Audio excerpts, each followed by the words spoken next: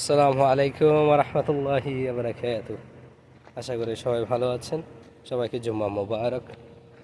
আসছি একটু পাহাড়ের সাইডে দেখার জন্য। আসার মেন উদ্দেশ্য ছিল গাড়িটা একটু চেক করার জন্য।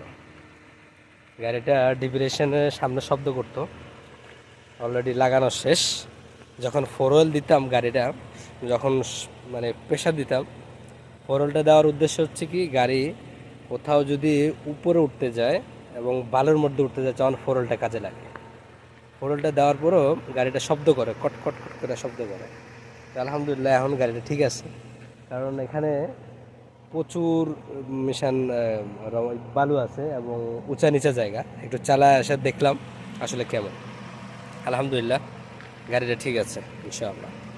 আশা করি সবাই ভালো থাকবেন, সুস্থ থাকবেন। ফি আমানিল্লাহ। আবারও সবাইকে জুমা মুবারক। আসসালামু আলাইকুম।